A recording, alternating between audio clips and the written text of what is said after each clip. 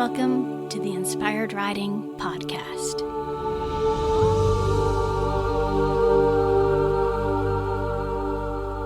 I'm your host, Beth Lauren Parrish. In this podcast, I'd love to share with you an interview I did with D. Wesley.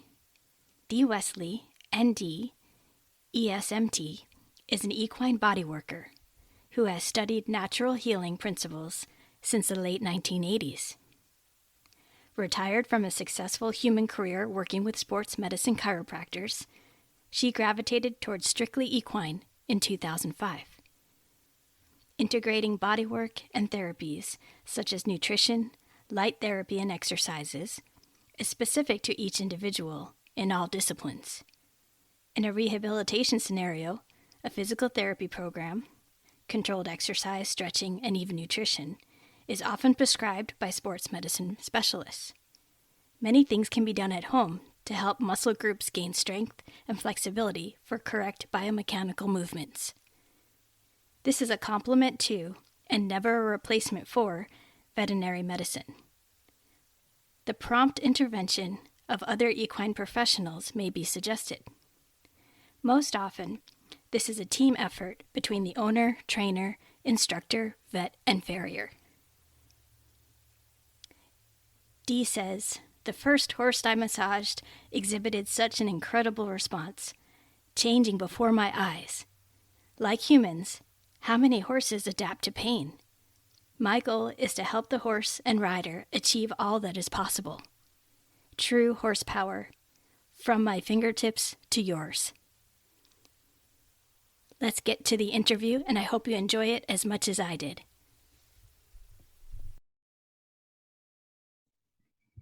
Hey everyone, this is Beth Lauren Parrish with Inspired Riding, and I have today the privilege to interview the wonderful Dee Wesley, and she is an amazing body worker. She actually happens to work on my horses. So welcome, Dee. Thank you so much for being here. Good morning. Thanks for having me. You're welcome. So I would love to just ask you a little bit about how you got started doing your body work and what inspired you to do that.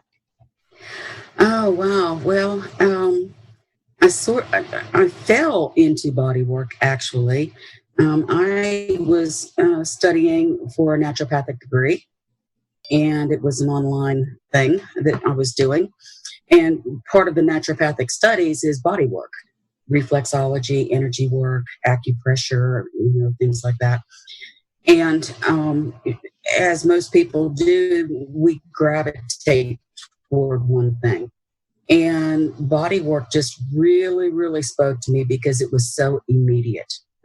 It was reflexology that actually got me into pursuing the ND.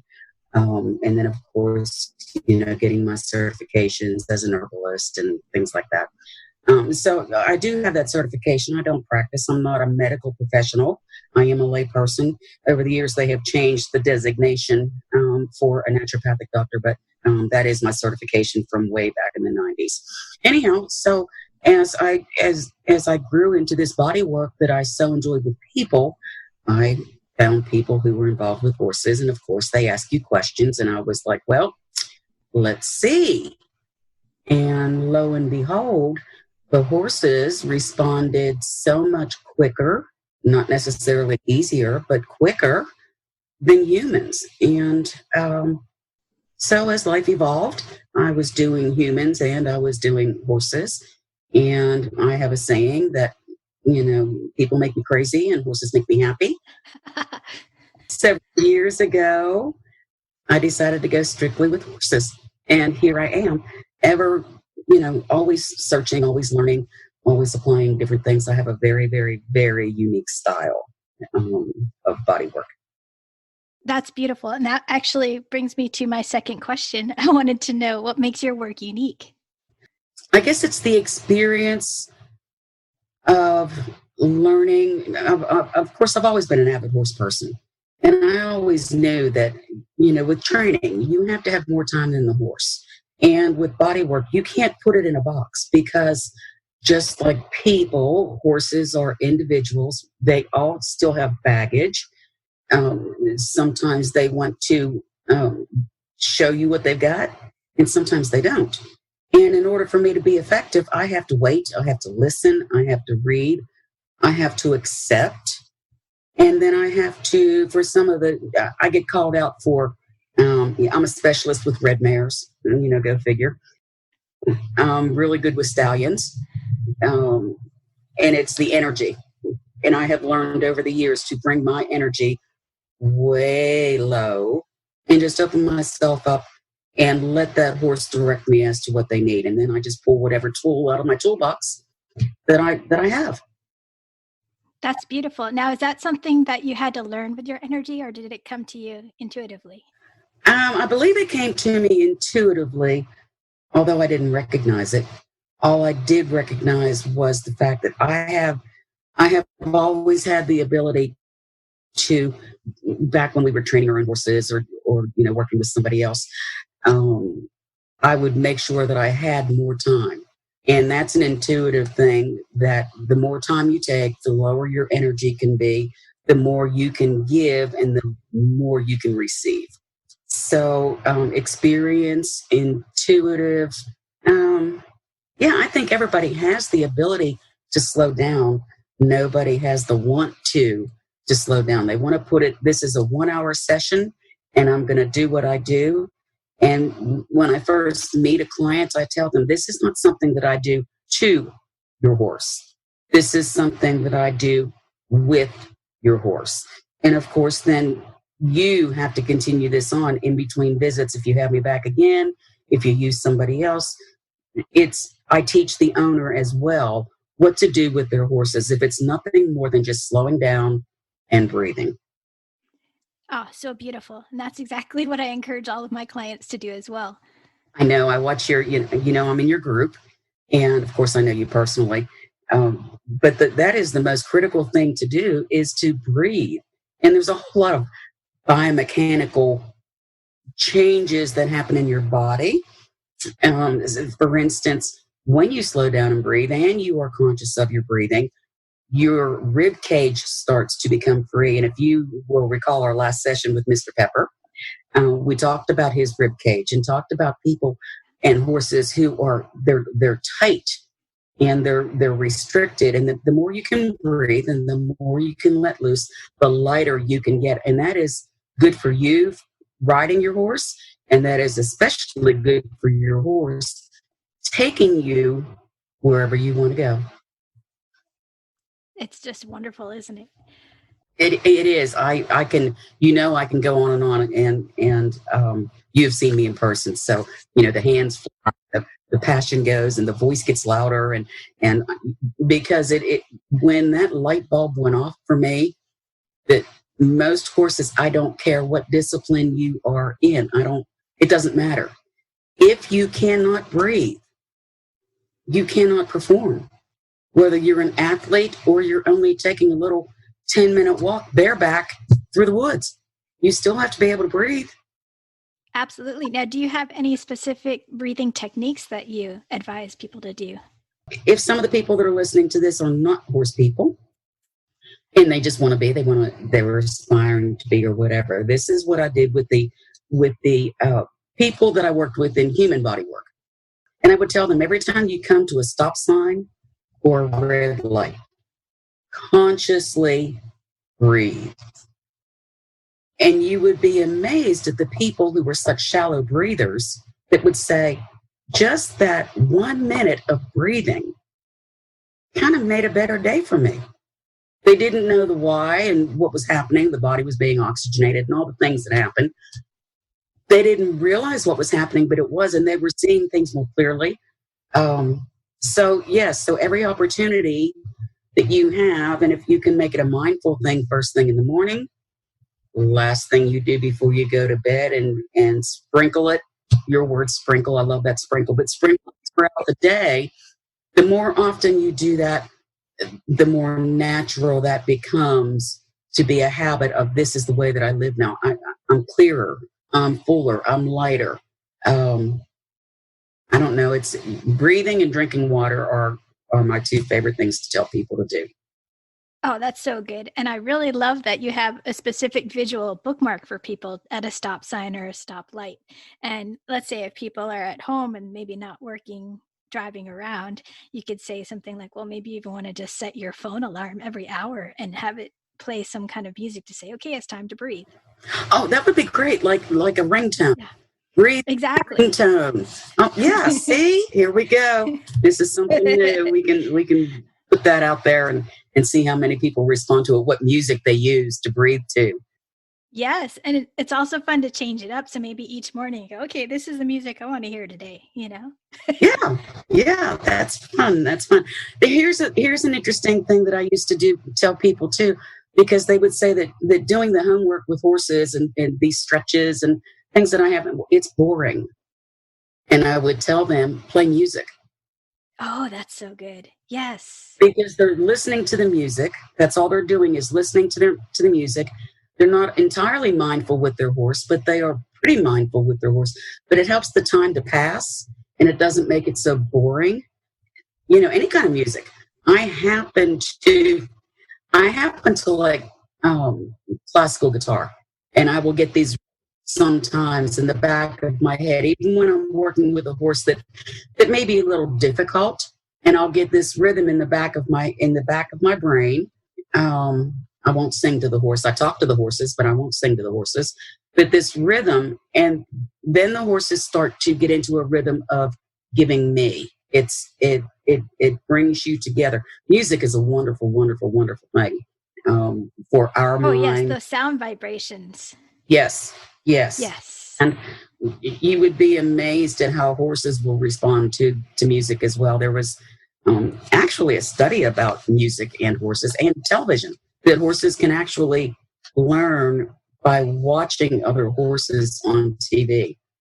Oh my gosh, that's so cool. Yes, yes, it was interesting.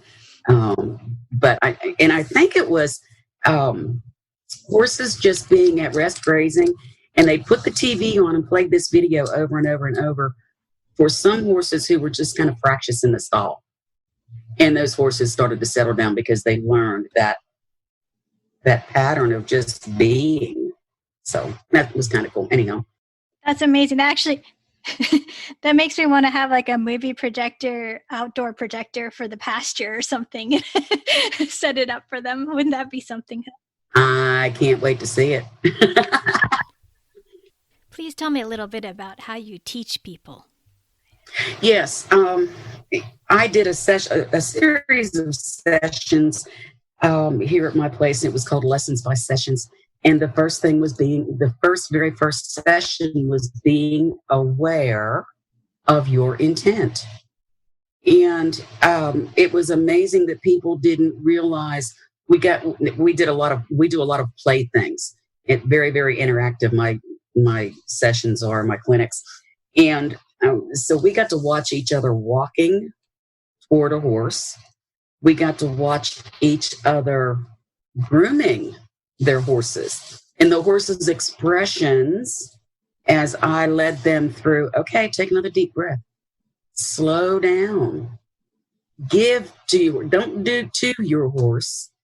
Do with your horse. And when I got them mindful of their body and their body position, the horses, the ears were more forward. The horses that didn't really like grooming were asking for more grooming, settling and breathing into it. And these are the kind of things that I have people do at home with their horses, to be mindful and to receive what the horse has to give. It's hard to do that.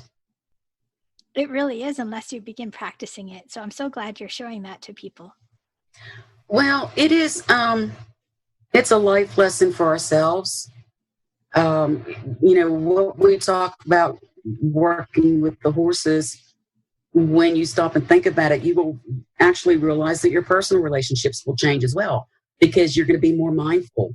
You're going to be a little slower. Now, honestly, this isn't for everybody, because they're like, oh, okay, here she goes with that woo-woo stuff. No, it's not.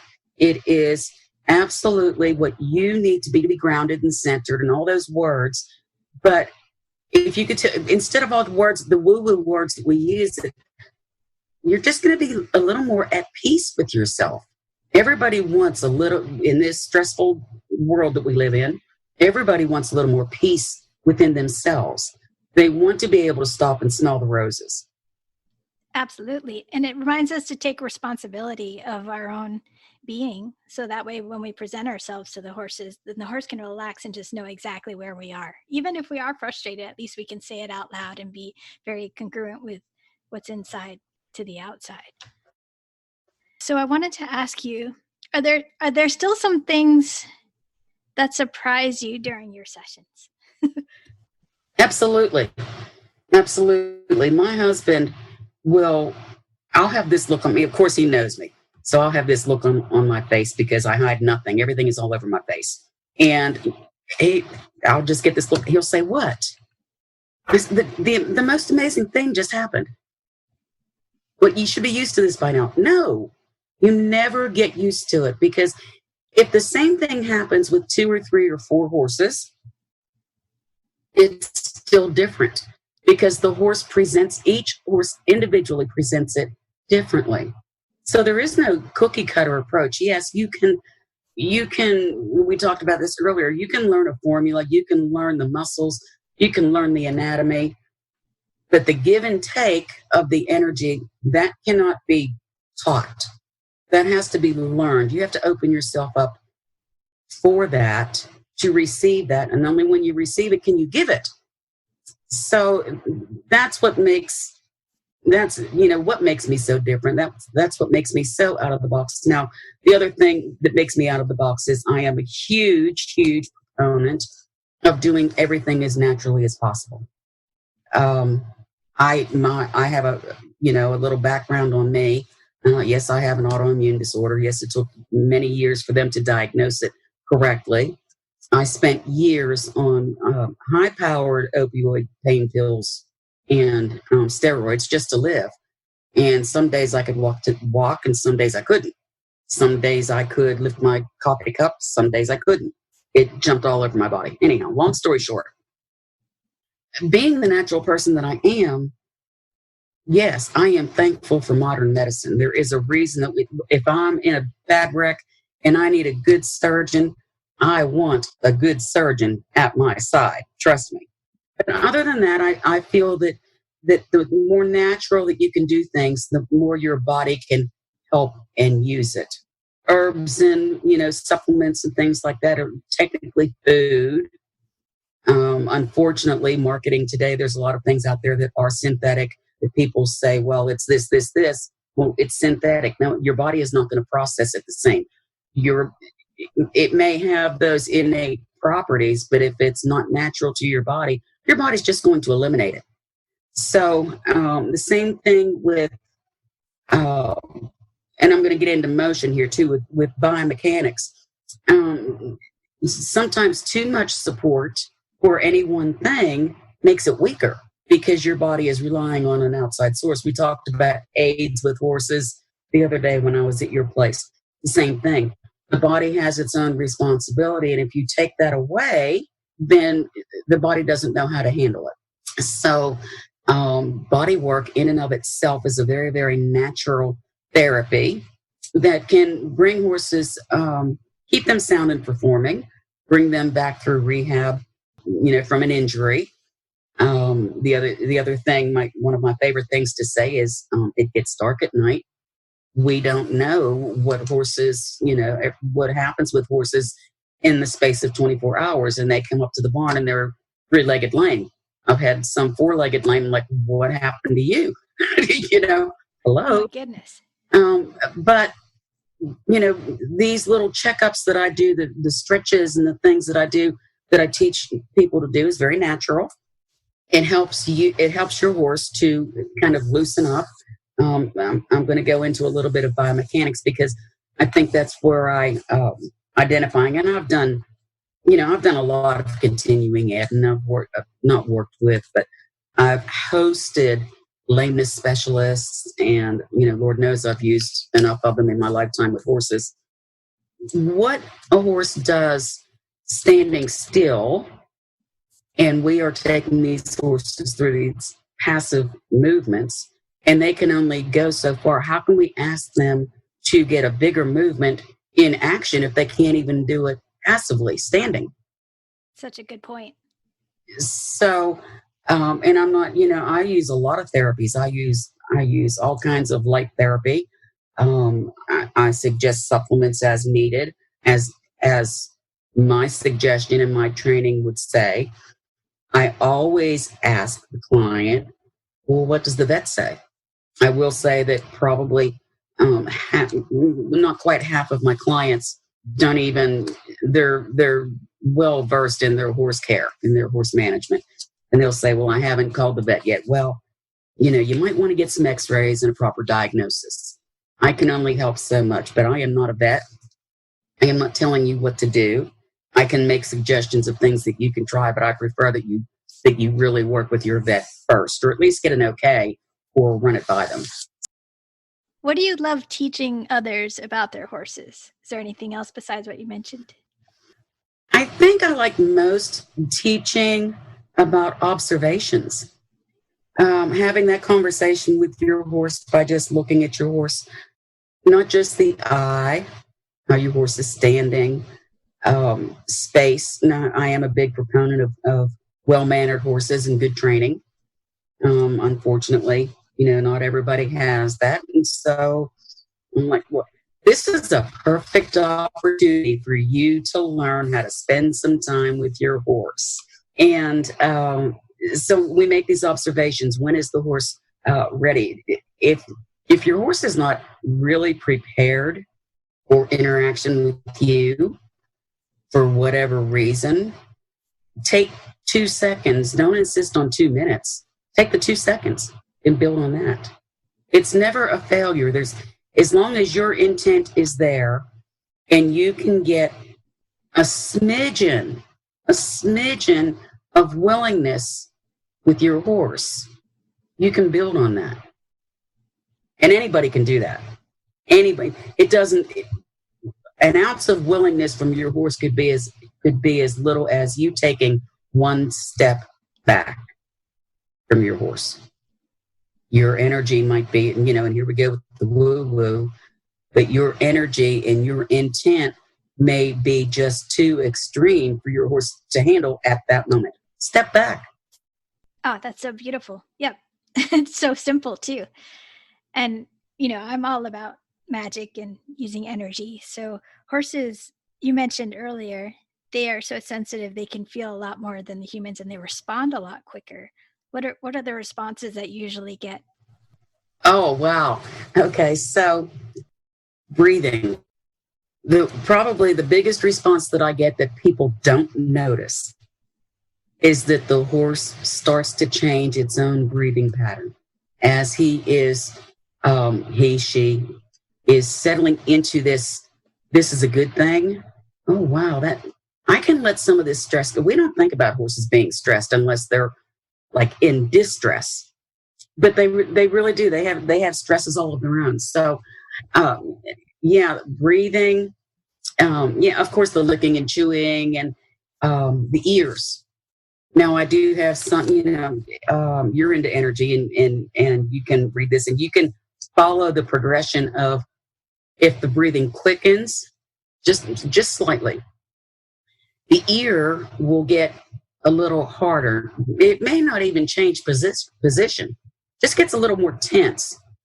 And the next thing when I'm teaching, I teach these little pain evaluations to do with horses when you're out on the road so you can help them for performance, because I work with a lot of performance horses. But you can actually track that stress building up until that horse absolutely whaps you with his tail. Like I said, no, the feet don't move. I talk to them, I do talk to horses. You have a zip code. This is your zip code. I would prefer that you stay in this zip code, or else we're going to have another discussion. And some horses it could be the first time or the 27th time that I've worked with a horse. You can see the progression happening. The feet stay still, and here comes the tail. And that is a clue to me. I'm not being effective. I'm being irritating. So I need to kind of slow down, I'll have horses. Sometimes and this is another thing, I'll stand there and I'm just standing there. My hands are on the horse, but I'm not doing anything. No, I'm not. I am facilitating the horse to do something. I am making a way for that horse to relieve some tension or to get rid of some baggage. But some horses I have to slow way down. My muscles are good. Just give me some energy. So I stand there and people look at me like, well, what are you doing? I'm just standing here. I'm holding space, but I'm just here. And it may be a minute. It may be 5 minutes. I have had a horse stand there, absolutely go to sleep, but close his eyes. My hands don't move. And about 5 minutes later, that horse popped a sweat on the other side of his body, where that is, fascial releasing and energy and recognition. But those are all things that horses go through because they can't talk. They can't tell us. We can presume we know what's going on, but we really don't. It's entirely up to the horse to give it to us and us be able to recognize it. That's so beautiful. And I love watching you work and seeing you hold that space. It's such a beautiful, and it is a unique thing, but I'm so grateful that you take that time and you're that slow and that aware. So you're talking about giving horses energy. What about when they give you energy? Have you had anything happen like that? Oh, yes, I shared this with you. I'm sure over the years, I've had a lot of horses give me energy, but I had never recognized it. And I will tell you the story. This horse in particular is an off-track thoroughbred that has had his issues.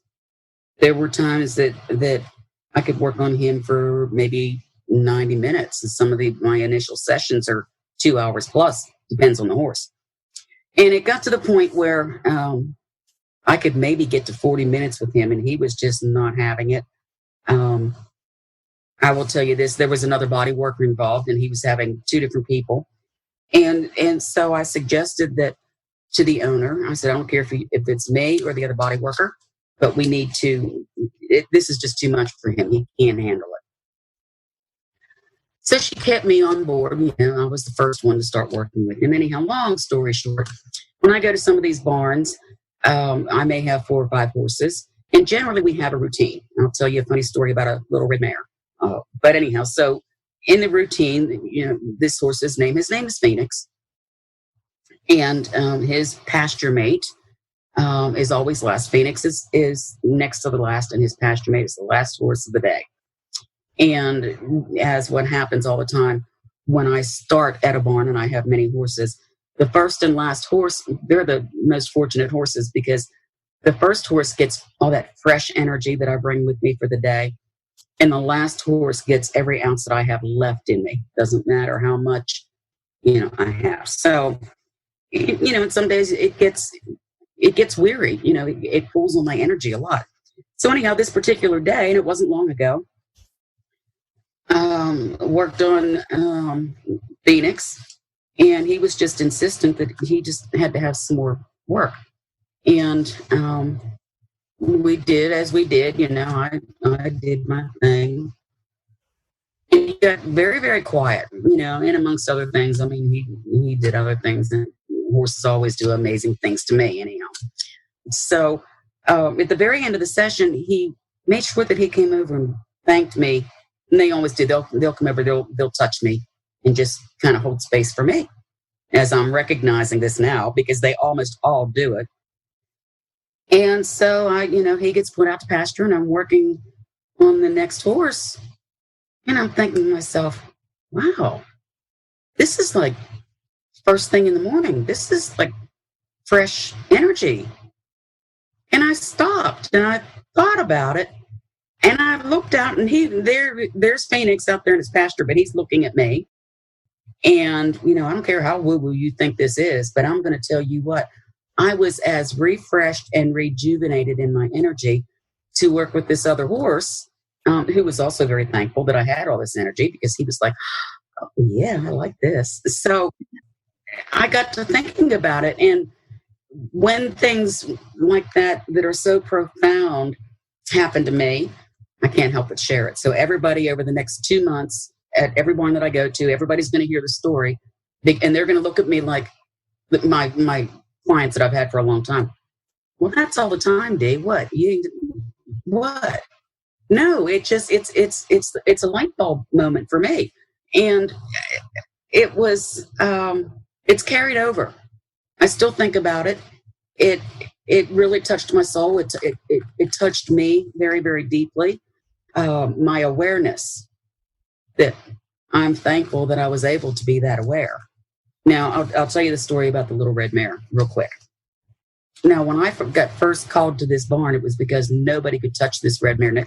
She would not take body work. She would not take chiropractic. She was flat ugly. She was a red mare in all sense. And so I get called because I have this thing with red mares and stallions. Okay, so I come out, and she loves me. She's a little wary, but she loves me. She took the session, and I get called back. I get a whole barn. But if she is not the first horse that I work on or work with, by the time I get to her, she is a holy terror. Temper tantrum. Stomping feet, switching tails, pinning ears, the whole 9 yards. So, yeah. So the horses do recognize the energy, and she likes the fresh energy of the day. It's not that the energy changes. It's just that in the morning, the first horse, it's very, very fresh.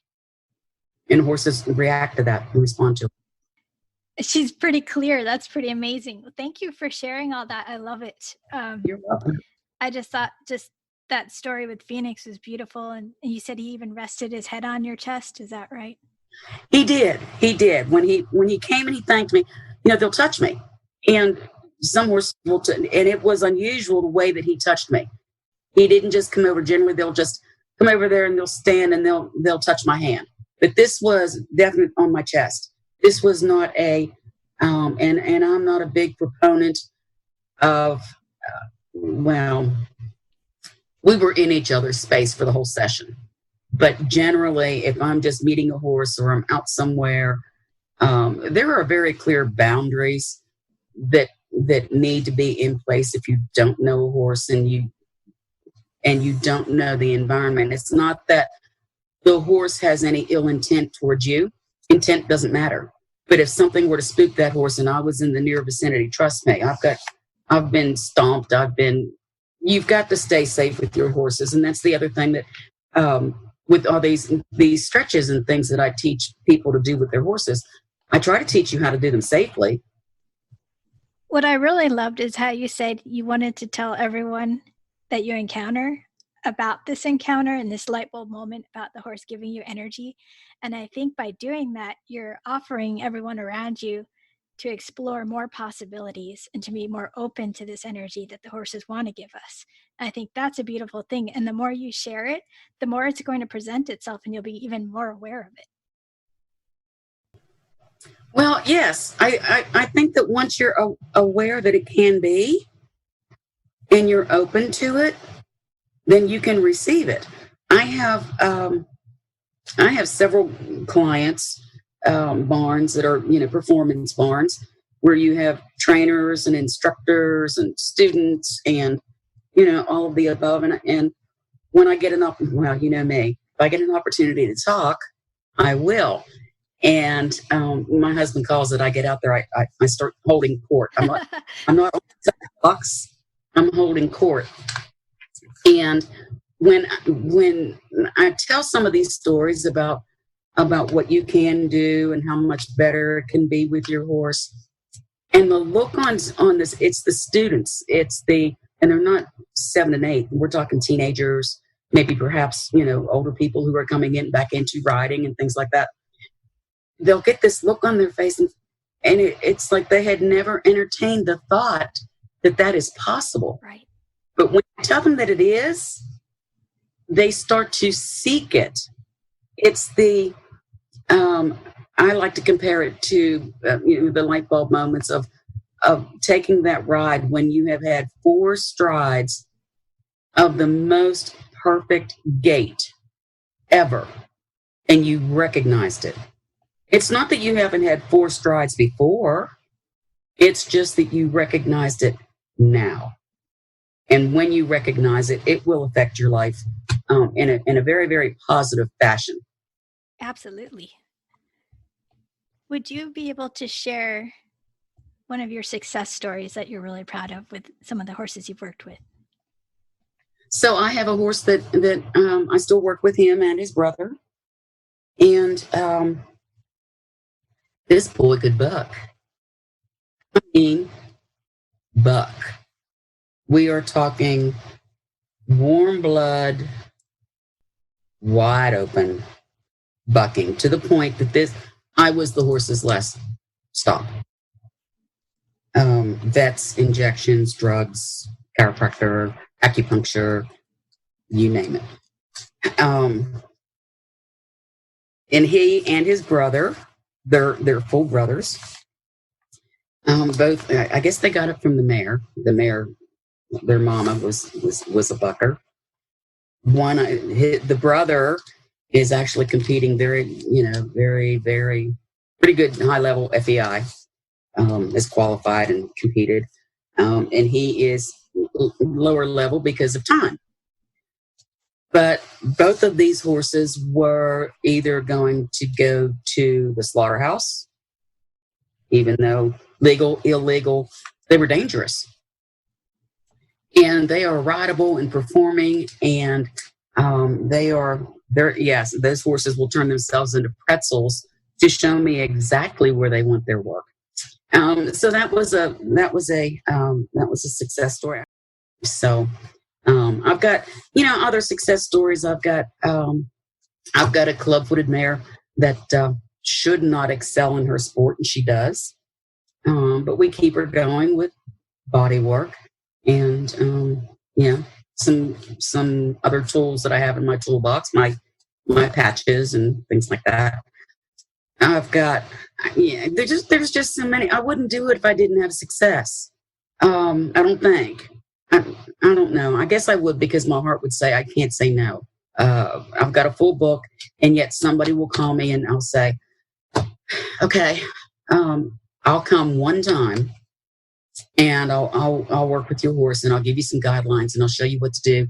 And then you're going to have to go from there, because I just can't possibly do. I have to have time for me, and over the years I've pushed myself, and then it comes to the point that you have to have energy, you have to have help. What good am I to anybody else if I can't be good to me? So true. So do you have any self-care tips for other body workers out there? Yes. Okay. So always be aware.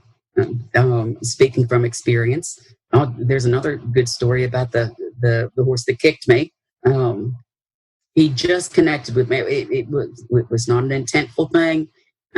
If you can imagine a Frisian cow kicking, and it was in the wintertime, and I had all these layers on, and he just kind of tapped my vest, and I just stood there. And he was saying he'd had enough, just kind of slow down. And I was talking to somebody else, and he said, "Hey," emphatically. Didn't knock me down or anything. And of course, it was just, did that horse just kick me? Did that really happen? The same horse I was working with, and I was done with the session. And a lot of times you'll see me in this position where I'm standing behind the horse. And not a lot of people want to do that. But and I've just got my hands on his rump. And I feel there's something on my leg. I thought maybe one of the cats came over, was rubbing on my leg, and I looked down, and I didn't even feel him shift, because I wasn't paying attention. And he was tapping me with his hind leg, saying, excuse me, move. I would like to really, really stretch this leg out. So be aware of your body position. They want any massage school that you go to, They always talk about your proper body biomechanics, that you can assist that with people, not so much with horses, because you are right there in the moment, what that horse needs. And I have been known to pretty much turn myself into a pretzel to access two things that this horse needs right now. He said he needs it. My body feels that he needs it. I'm going to do this and hope that nothing scary happens in some of these positions. And I'm in my 60s. I don't move like I used to. Yeah, I'd be on the ground and hopefully the horse would not be on top of me. So be aware of your body mechanics and be aware of where your body is at all times. Definitely important. Do you do any kind of stretching or yoga or other body work for yourself? Oh, I try. Breathing. I do stretch. I have a few stretches that I do, more for my upper body. I really need to do more for my lower body because I take everything in my hips. I position, I pivot, putting myself into these positions that I'm not supposed to. Yes, I should be doing more. But I think yoga is a wonderful, wonderful, wonderful thing. And Tai Chi, because of the movement, you get range of motion. I'm old. I have VHS tapes. I even have a VHS player. But Tai Chi was one of my favorites to practice. And I haven't done it for years. Life gets in the way. You just forget about these things. When I was talking about music earlier, yes, sometimes I still even have music CDs that I had when I had a human bodywork practice, music that I would play, and I can still hear that music, and I still have those CDs, and that will put me into a flow. And I don't know if now I'm going back into, this was way back in maybe the 60s, the isotonic, isometric work that people used to do. But there's a rhythm and a flow to that. And I'm very much into the music, allowing me to get into that flow and that rhythm. And that does wonders for me, taking the tension out of my body, which is exactly what I'm doing with horses. My definition of body work is I am facilitating the release of abnormal tension to bring a being back into balance. That's beautiful. So, yeah, I hadn't thought about that for a while, but so yes, stretching. I have a massage therapist. Oh, good. Yes, that is, but it's very deep tissue, very much. It's more like structural integration is what this girl does for me. She unfortunately had to close down, of course, with our coronavirus and whatnot. So I haven't had body work, but that technically, the girl that I had before moved back to Germany. She was fabulous and she kept me going. So that was the reason why I think one of the reasons why I quit even thinking about going and doing exercises, because the body work that I was receiving was so good for my body. So if you don't have time to go join a class or go do something, find a good body worker. If you do go to somebody and you're not happy with it, try another one, because we all have a style, we all have an energy, and we all have a different intent. That's a really good point. You have to really feel into what feels best and use your intuition for that too. Yes.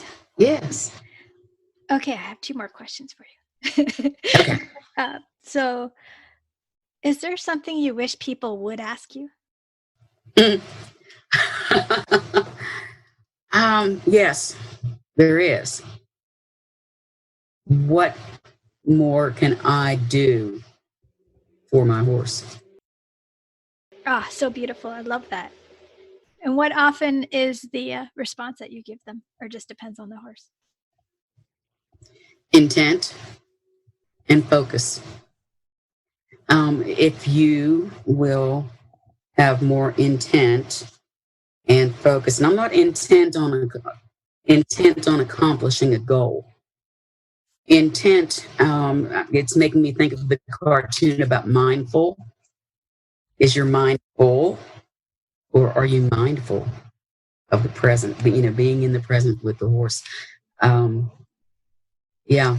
And if you can learn to control yourself, your emotions, focus on being with the horse. Like I said, I don't do things to the horse.